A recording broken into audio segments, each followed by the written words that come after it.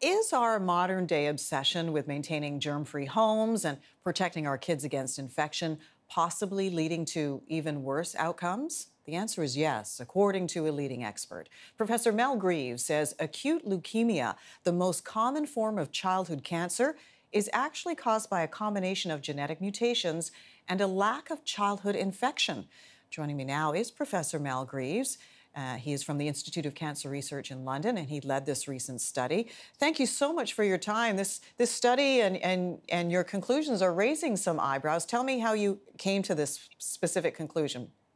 Well, good morning, Jennifer. I'm pleased to be joining you and your Canadian viewers. We've been working on this problem for 30 years in the lab and with colleagues internationally, but the issue of what causes childhood leukemia has been a debate, a contentious debate for about 100 years.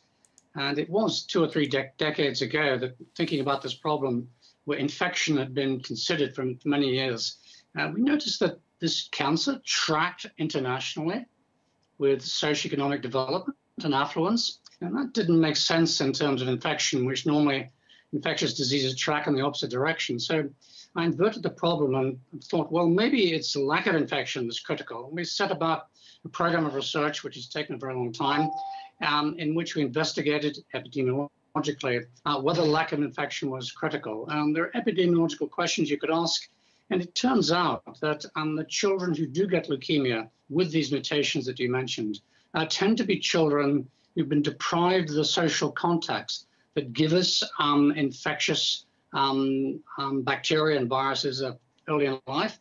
And the critical point to add is that it is now recognized by immunologists and medics that the immune system of newborn babies and infants actually, perhaps counterintuitively, requires microbial exposure in order for the immune system to work properly. And this has been going on, that exposure, for thousands of years. And we think the relevant exposure are probably not pathogenic, nasty bugs, but benign, the benign microbiome, which is basically harmless bacteria. This is fascinating because what I'm hearing you say is part of the evidence is that this form of leukemia is non-existent in the poorest countries in the world. So the correlation is all our antibacterial soaps and wipes and sprays are wiping out things that we need, that our babies need in their earliest days. Yeah, I think certainly this type of leukemia, as opposed to others, and this is the common form, is very rare in less developed countries, and we've been able to watch that tracking over time as countries develop. So there's a connection there with development. I don't think it's really hygiene and soap so much as other broad sweeping social changes in our Western societies. For example, having fewer siblings. Turns out that if you're firstborn, you're more at risk of this disease, and having fewer social contacts and less extensive breastfeeding.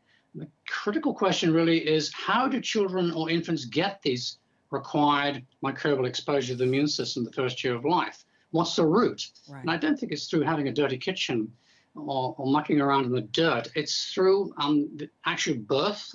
At birth, infants pick up microbes from their mother, through breastfeeding, and from social contacts with other children. Wow. So it's really the way those social aspects of our behavior have changed that seems to have been elevating the risk. That is just fascinating. I wish we had more time, but this isn't about apportioning blame necessarily, but what is quickly, Professor, the takeaway for parents? Yeah, well, absolutely not to apportion blame to parents. There are 2 good news stories. One is, as your viewers may know, this once lethal disease is now 90% curable. And secondly, we now think it may be preventable. Appreciate your time. Thank you. You're welcome.